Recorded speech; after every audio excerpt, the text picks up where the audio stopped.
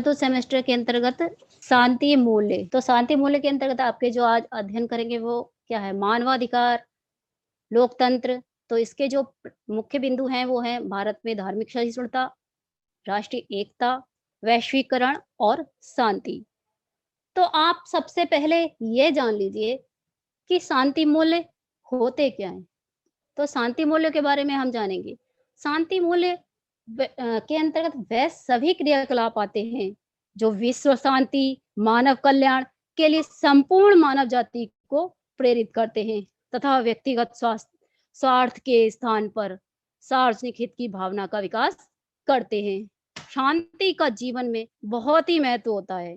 शांति से संतोष बढ़ता है, शांति से जीवन सुखमय होता है तथा इसके द्वारा अच्छा जीवन व्यतीत करने में आनंद का अनुभव होता है। यदि शांति भंग होती है तो इससे लड़ाई झगड़े होते हैं, जीवन दुखी हो जाता है तथा वहीं से विनाश शुरू हो जाता है। जहाँ पर शांति होती है वहाँ पर मानव का चतुर्मुखी विकास होता है। शांति के द्वारा छात्रों में अनुशासन में रहने की प्रवृत्ति का विकास होता है। तो हम यहाँ बात कर रहे थे शांति मूल्य की। तो आपने शांति क्या है इस बारे में जाना। अब शांति मूल्य क्या होता है हम इसे एक उदाहरण के द्वारा समझ सकते हैं। जब हम बाजार जाते हैं, वहां पर किसी सामान को खरीदते हैं तो उसके बदले में हम रुपए देते हैं, तब हम उसे उस वस्तु का मूल्य कहते हैं। लेकिन यहाँ पर हम इस मूल्य की बात नहीं कर रहे। यहाँ पर बात हो रही है शांति मूल्य की, जैसे कि मानव कल्याण, अंतर्राष्ट्रीय सद्भावना, सार्वजनिक हित, सभी सभी लोगों के हित के बारे में सोचना। एक मशहूर विद्वान है जैसा कि आप जानते हैं ओटावे, जिनका मानना है कि मूल्य वे विचार हैं जिनके लिए मनुष्य जीते हैं। तो इस प्रकार हमने ये जाना कि शांति मूल्य वो है जिसके द्वारा हम मानव जीवन में शांति बने रहे, एक दूसरे के साथ हम सामंजस्य बना के रख सके। तो हम आगे बात करते हैं शांति मूल्य के महत्व के बारे में। शांति मूल्य का जो फर्स्ट जो महत्व है वो है समाज सेवा की भावना। शांति मूल्य से समाज की सेवा का भावना का विकास होता है। अगर हम चाहते हैं कि हमारे समाज में शांति का माहौल बना रहे, तो हम किसी भी मानव की दुख की घड़ी में, उसके संकट की घड़ी में उसकी मदद कर सकते हैं, उसकी सहायता करने के लिए तत्पर रहते हैं। इसे हम एक उदाहरण के द्वारा समझ सकते हैं। वर्तमान समय में हम एक भयंकर महामारी कोविड के दौर से गुजर रहे हैं। इस महामारी के दौरान एक समय ऐसा भी आया था जब कुछ जरूरतमंद लोगों को भोजन नहीं मिल पा रहा था, दवाइयां आदि नहीं प्राप्त हो पा रही थी। समाज के जिम्मेदार लोगों ने तब समाज सेवी लोगों ने उन जरूरतमंदों तक उन सब सामान को मुफ्त में पहुंचाकर उनकी आवश्यकताओं को पूरा किया। अब हम बात करते हैं नेक्स्ट पॉइंट जो शांति मूल्य का महत्व है, अहिंसा को बढ़ावा देना। शांति मूल्य के द्वारा अहिंसा को बढ़ावा मिलता है, क्योंकि जब प्रत्येक व्यक्ति शांति मूल्यों को ध्यान में रखते हुए कोई भी कार्य करता है तो इससे समाज में शांति व्यवस्था कायम रहती है तथा कोई भी व्यक्ति किसी दूसरे व्यक्ति के साथ लड़ाई झगड़ा नहीं करता, मारपीट नहीं करता।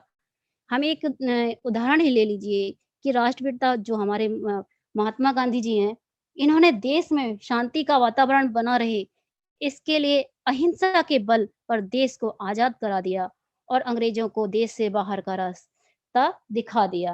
अब हम बात करते हैं नेक्स्ट पॉइंट, विश्व बंधुत्व की भावना के विकास के बारे में। व्यक्ति चाहे भारत का नागरिक हो या किसी दूसरे देश का नागरिक हो, हम उसके साथ भेदभाव नहीं करते, बल्कि हम बच्चों को यह सिखाते हैं कि हम पहले मानव हैं, बाद में किसी देश के नागरिक, तथा हम सभी एक दूसरे के साथ हैं तथा आपस में प्रत्येक के साथ भाई भाई की भावना को प्रोत्साहित करते हैं। ये सब हमारे साथ शांति मूल्य के द्वारा ही संभव है। अगले हम बात करते हैं आतंकवादी गतिविधियों पर रोक।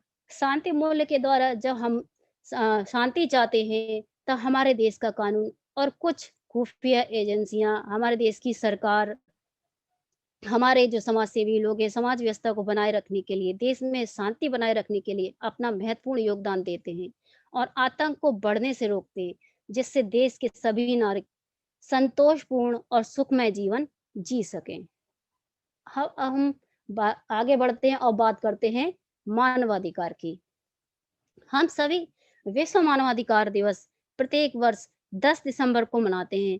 हमारे भारत देश में 28 सितंबर 1993 से मानव अधिकार कानून अमल में लाया गया।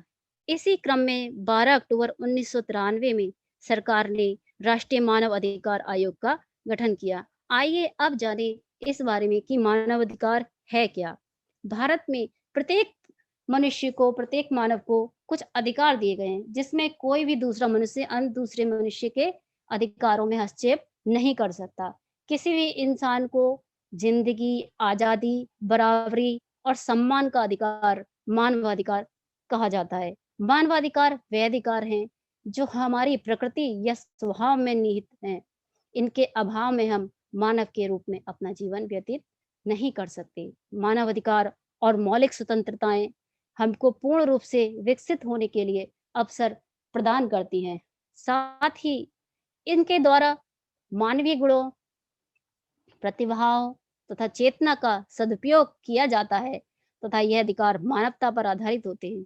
मानवाधिकार आधुनिक जीवन जगत का महत्वपूर्ण विषय बन गया है, क्योंकि यह सहज अर्थ में सभी जानते हैं कि ये वो ऐसे अधिकारों का बोध कराते हैं जो किसी व्यक्ति के लिए केवल इसीलिए प्रदत्त होते हैं कि उसने मानव जाति में जन्म लिया है। मानवाधिकार पर कोई भी जाति, लिंग, धर्म, भाषा, रंग रूप आदि का कोई भी प्रभाव नहीं पड़ता है। अब हम आगे बढ़ते हैं और बात करते हैं मौलिक अधिकारों की। प्रत्येक मनुष्य को कुछ मौलिक अधिकार उसके जन्म से ही प्राप्त होते हैं। जैसे कि आप जानते हैं समता या समानता का अधिकार। समता से तात्पर्य है कि चाहे कोई भी गरीब हो, अमीर हो, कोई भी लिंग हो, किसी भी जाति का हो, उसे साथ में रहने का, कहीं भी कार्य करने का, किसी भी संस्थान में पढ़ने का, समता का, समानता का अधिकार प्राप्त है। जो नेक्स्ट पॉइंट है वह है स्वतंत्रता का अधिकार। इस अधिकार के अंतर्गत अब जैसा कि हम सभी जानते हैं कि हम जैसा जीवन जीना चाहें, अपनी मर्जी से स्वतंत्रता पूर्वक जहाँ भी रहना चाहें रह सकते हैं, जीना चाहें, कोई भी हमारे इस कार्य में रोक-टोक नहीं कर सकता। अगर कोई ऐसा करता भी है, रोक-टोक हमें पहुँचाता है हमारे कार्य में, तो हम उसके विरुद्ध कानूनी की मदद ले सकते हैं। अब हम आगे बढ़ते हैं और बात करते हैं शोषण के विरुद्ध अधिकार की। मान लीजिए अगर किसी भी के साथ शोषण हो रहा है, तो वह उसके विरुद्ध अपनी आवाज़ उठा सकता है। हमें ये अधिकार प्राप्त है। एक उदाहरण ही ले लीजिए कि अगर कोई मज़दूर है जो किसी मिल में काम करता है और उसका मालिक उसे नित्य प्रतिदिन पूरे काम के घंटे के हिसाब से कम रुपए देता है, तो वह अपने साथ हो रहे इस अन्याय के प्रताड़ना के लिए कानून की मदद ले सकता है। अब हम आगे बात करते हैं धर्म की स्वतंत्रता के अधिकार के विषय में। हमें धर्म की पूर्ण स्वतंत्रता प्राप्त है। हम जैसा भी धर्म अपनाना चाहें, अपना सकते हैं।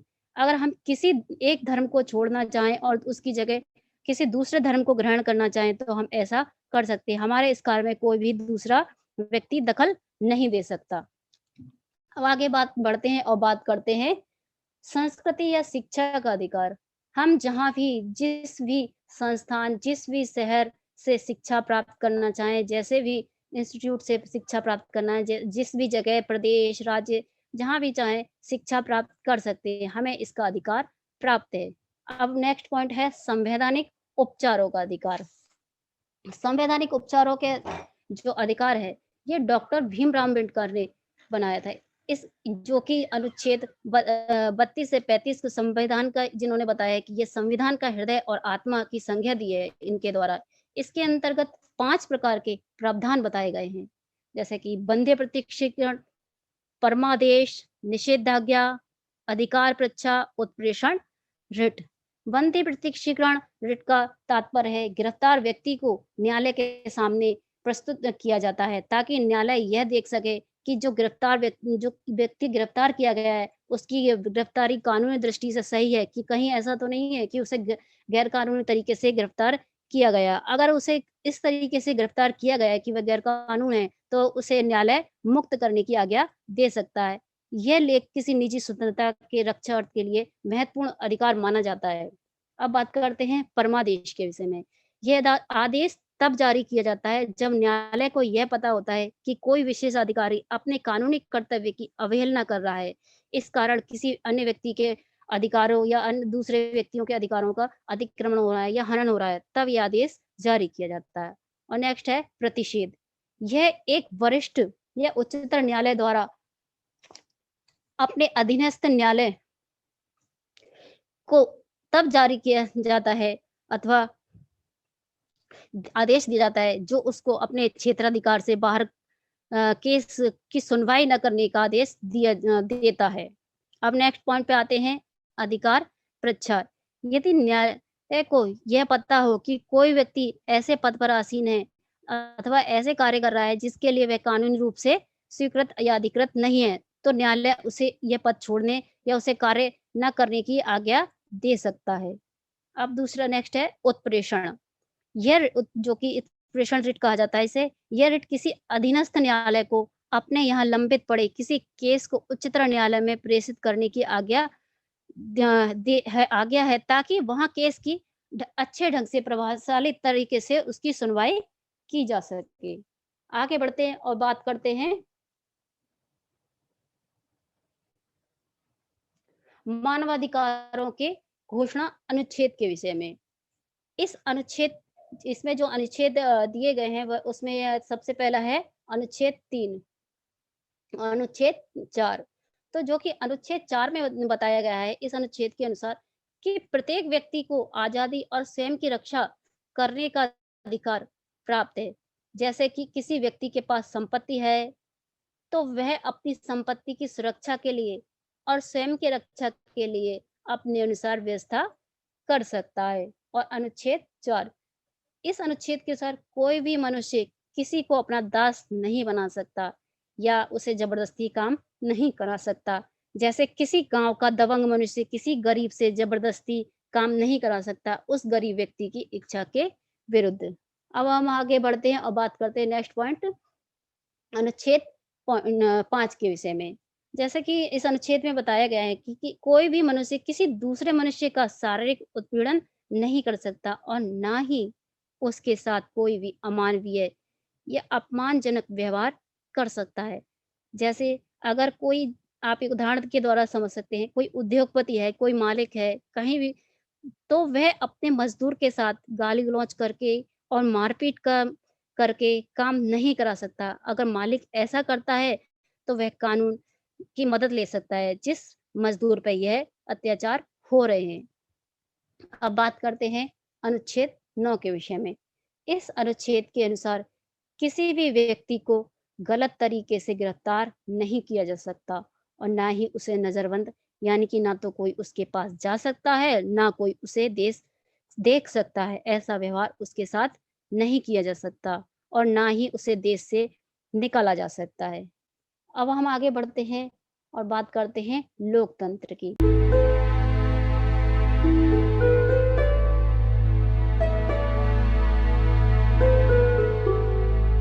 लोकतंत्र जैसा कि डेमोक्रेसी शब्द है, यूनानी भाषा के डेमोस क्रेसिया से मिलकर बना है, जिसमें लोक का तात्पर्य है लोक तथा तंत्र का तात्पर्य है शासन विस्तार।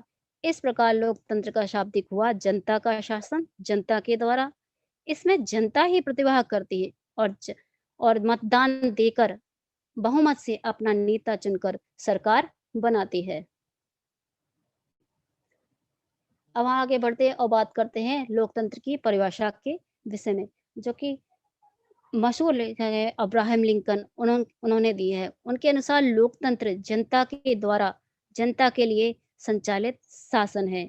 अब्राहम लिंकन का मानना है कि लोकतंत्र में जनता ही सब कुछ है। अब्राहम लिंकन का कहना है कि लोकतंत्र जो जनता के हितों की रक्षा करे, जनता के हितों को सर्वोपरि रखे जनता की समाज व्यवस्था कायम रखे, तो यही लोकतंत्र कहलाता है। अब आगे बढ़ते हैं और बात करते हैं लोकतंत्र की विशेषताओं के विषय में।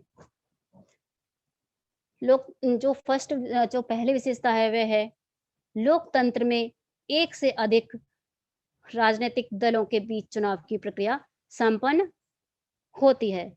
इस विशेषता के अनुसार लोकतंत्र में कई राजनीतिक दल जैसे कि भारतीय जनता पार्टी, समाजवादी पार्टी, कांग्रेस आदि पार्टी हैं, ये सभी दल चुनाव की प्रक्रिया में प्रतिभाग करते हैं और सरकार बनाने में अपना महत्वपूर्ण योगदान देते हैं। अब नेक्स्ट पॉइंट पर आते हैं और बात करते हैं जनता की इच्छा सर्वोच्च है। लोकतंत्र में जनता की इच्छा ही महत्वपूर्ण मानी जाती है। जनता जिसे सबसे ज़्यादा मतदान देती है और अपने बहुमत से जिसे भी जिताती है, उसी की सरकार बनती है। अगर जनता जिस भी पार्टी को कम मतदान देती है, तो उसकी सरकार नहीं बनती। अब बात करते हैं नेक्स्ट पॉइंट, जनता के निर्णय में सलाह, दबाव तथा जनमत द्वारा जनता का हिस्सा होना। तो अब इसमें हम ये देखेंगे कि इस लोकतंत्र है कि अगर सरकार कोई निर्णय लेती है, तो उसमें जनता का दबाव बना रहता है। जनता अपने बहुमूल्य वोट देकर प्रतिनिधि चुनती है, जिस कारण सरकार के किसी भी फैसले में जनता का हिस्सा और दबाव बना रहता है। और इसमें जैसे कि निष्पक्ष न्यायपालिका, लोकतंत्र में न्यायपालिका किसी भी व्यक्ति के साथ भेदभाव नहीं करती है, चाहे व्यक्ति किसी भी राज्य का हो, किसी भी धर्म का हो, किसी भी लिंग का हो, किसी भी क्षेत्र का, उसकी कोई भी भाषा हो, उसके साथ निष्पक्ष होकर व्यवहार करती है। जनता के अधिकार तथा स्वतंत्रता की हिफाजत सरकार का कर्तव्य होना। लोकतंत्र में जनता के अधिकारों की रक्षा करना सरकार का कार्य है। अगर कहीं पर किसी के अधिकारों का हनन होता है, तो उसके लिए सरकार उत्तरदायी होगी तथा जनता की स्वतंत्रता की व्यवस्था करना भी सरकार का कार्य है। अब हम आगे बढ़ते हैं और बात करते हैं लोकतंत्र के सिद्धांत के विषय में। जैसा कि आप देख रहे हैं स्वतंत्रता। लोकतंत्र में प्रत्येक व्यक्ति को स्वतंत्रता प्राप्त है कि वह जहाँ भी रहना चाहे रह सकता है, जहाँ भी आना जाना चाहे आ जा सकता है, जिस प्रकार का भी जीवन जीना चाहे जी सकता है, उसे पूर्ण स्वतंत्रता प्राप्त है। अब हम आगे बढ़ते हैं, नेक्स्ट जो पॉइंट है समानता। लोकतंत्र में हमें सरकार समानता की दृष्टि से देखेगी। हम चाहे स्त्री हो या पुरुष हो, तथा वह हमारे साथ कोई भी भेदभाव नहीं करेगी, चाहे हम किसी भी समुदाय के हों, अगर अमीर हो या गरीब हो, हमें हमारे साथ समदृष्टि वाला व्यवहार करेगी। नेक्स्ट पॉइंट है बंधुत्व। लोकतंत्र में हम सभी एक दूसरे के साथ मित्रवत और भाई भाई की भावना से ओतप्रोत होकर व्यवहार करते हैं। अब आगे बढ़ते हैं और बात करते हैं न्याय के विषय में। लोकतंत्र में सभी व्यक्तियों को न्याय के लिए पूर्ण स्वतंत्रता प्राप्त है। वह न्यायालय में जाकर अपने साथ हो रहे अन्याय के लिए मदद मांग सकता है। नेक्स्ट है धर्मनिरपेक्षता। लोकतंत्र में सभी व्यक्तियों को अपने धार्मिक विश्वासों एवं मान्यताओं को पूरी आजादी से मानने की पूर्ण छूट है। अब हम आगे बढ़ते हैं और बात करते हैं धार्मिक सहिष्णुता की। जैसा कि हमारी भारतीय संस्कृति है, इसकी महान विशेषता है इसकी सहिष्णुता। हमारे भारत में सभी धर्मों, जातियों, प्रजातियों एवं संप्रदायों के प्रति उदारता, सहिष्णुता एवं प्रेम भाव पाया जाता है। किसी के प्रति कठोरता या देश भाव नहीं देखने को मिलता है। भारत एक धर्मनिरपेक्ष देश है। यहाँ के नागरिक को स्वतंत्रता है कि वह कोई भी धर्म अपना सकता है। यहाँ पर समय समय पर अनेक विदेशी संस्कृतियों का आगमन हुआ और सभी को यहाँ पर फलने फूलने का अवसर प्राप्त हुआ। किसी संस्कृति के साथ का कोई भी दमन नहीं किया गया और ना ही किसी समूह पर संस्कृति थोपी गई, चाहे हिंदू हो, मुसलमान हो, सिख हो, बौद्ध हो, जैन हो, ईसाई, सभी अपनी अपनी विशेषताएं बनाए हुए हैं। हमारे देश ने असहिष्णु होकर कभी भी विदेशियों एवं अन्य संस्कृतियों के लोगों पर बर्बर व्यवहार नहीं किए। भारतीय संस्कृति की उदार एवं सहिष्णु प्रकृति के कारण ही इसमें विभिन्न संस्कृतियों का समन्वय हो पाया है। हमारे देश में राम, रहीम, कृष्ण और करीम की एकता स्थापित कर महापुरुषों द्वारा हिंदू और इस्लाम धर्म में समन्वय करने का प्रयत्न किया गया है। बुद्ध को कृष्ण की भांति अवतार माना जाता है। बोधि वृक्ष हिंदुओं का भी पवित्र वृक्ष है। इस प्रकार स्पष्ट हो जाता है कि भारतीय समाज एवं संस्कृति में समन्वय की महान शक्ति है। अब हम आगे बढ़ते हैं और बात करते हैं राष्ट्रीय एकता। हमारा जो भारत देश है विभिन्नताओं का देश है। भौगोलिक बनावट, जलवायु, जनसंख्या, प्रजाति, धर्म, इतिहास, राजनीति, भाषा, संस्कृति एवं समाज व्यवस्था की दृष्टि भारत के विभिन्न भागों में अनेक विशेषताएं पाई जाती हैं। इन विविधताओं के बावजूद भी विभिन्न लोगों, जातियों एवं समुदायों के बीच एक अनोखी समानता एवं एकता हमारे भारत में सदैव विद्यमान रही है। भारत के उत्तर में हिमालय, दक्षिण में पठार एवं समुद्र तट, पश्चिम में थार का रेगिस्तान, पूर्व में पहाड़ी भाग एवं मध्य में मैदानी भाग है। पहाड़ी, मैदानी, पठारी एवं समुद्र तटीय क्षेत्रों के निवासियों के खान पान, पहनावे, भाषा, रहन सहन, प्रथाओं, त्योहारों एवं उत्सवों भिन्नताएं पाई जाती। फिर भी हमारे संपूर्ण भारत एक संगठित इकाई एवं राष्ट्र है। भारतीय संविधान में हमारी इस एकता को बनाए रखने के लिए आश्वासन दिया गया है और सभी धर्मों, भाषाओं, प्रांतों एवं जातियों, प्रजातियों के लोगों के हितों की रक्षा करने एवं देश के पिछड़े, दुर्बल एवं निर्धन लोगों के उत्थान के लिए कल्याणकारी योजनाएं बनाने की बात की गई है। इस बारे में बताया गया है। हमारे भारत देश में इतनी विविधताएं देखने को मिलती हैं, लेकिन फिर भी हमारा जो 15 अगस्त है, 26 जनवरी है, 2 अक्टूबर है, ये जो राष्ट्रीय त्योहार हैं, एक साथ और एक दिन मनाए जाते हैं। हम एक उदाहरण ले सकते हैं। एक वृद्ध की लकड़ी का। आपने इस उदाहरण को अक्सर देखा हो कि एक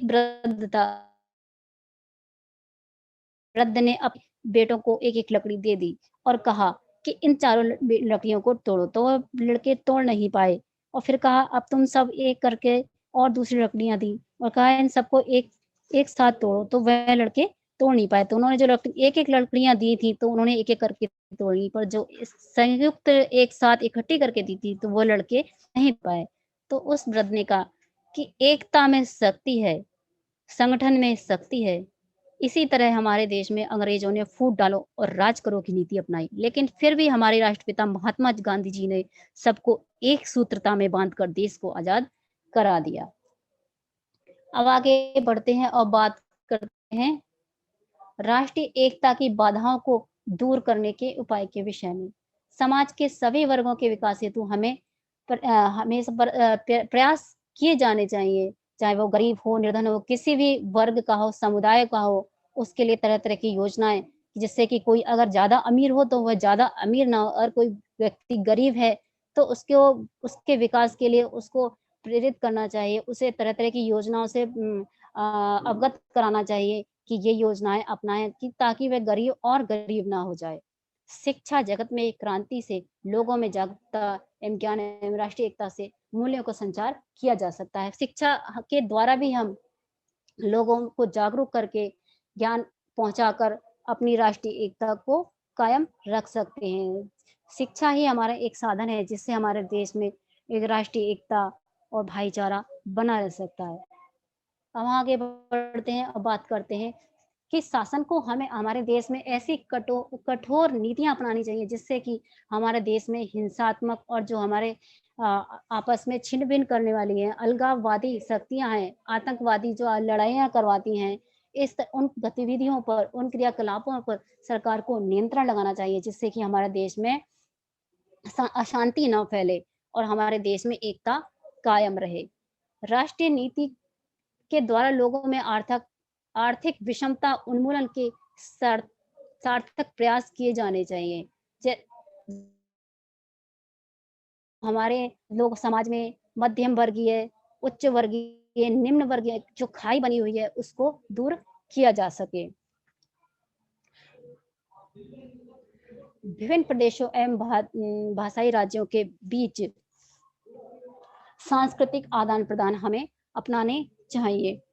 जिससे कि हमारे देश में हम दूसरे की जो संस्कृति है उसको जान सकें और वो हमारी संस्कृति को जान सकें, जिससे कि हम उनकी संस्कृति से अवगत हों और वह हमारी संस्कृति से अवगत हो, वो हमारे यहाँ आकर तरह-तरह के सांस्कृतिक आयोजन करें और हम उन्हें अपने यहाँ निमंत्रण दें कि हम उनकी संस्कृति को जानें और ऐसे ही आदान-प्रदान चलता रहे। अब आगे बढ़ते हैं और बात करते हैं वैश्वीकरण और शांति की। हम जब हम विश्व स्तर पर प्रक्रिया से है, जिसे हम वैश्वीकरण कहते हैं। शांति प्रगति के लिए अत्यंत आवश्यक है, जैसे कि वैश्विक प्रगति पर लागू होती है।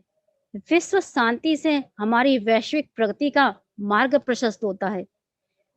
वैश्विक समुदाय द्वारा इस बात को हमेशा से अरसे से महसूस किया जा रहा है कि एक सुंदर, विकासोन्मुखी एवं वास्तव में सुसभ्य एवं मानवीय गुणों से परिपूर्ण समाज के निर्माण की पहली शर्त जो है, वह है विश्व शांति।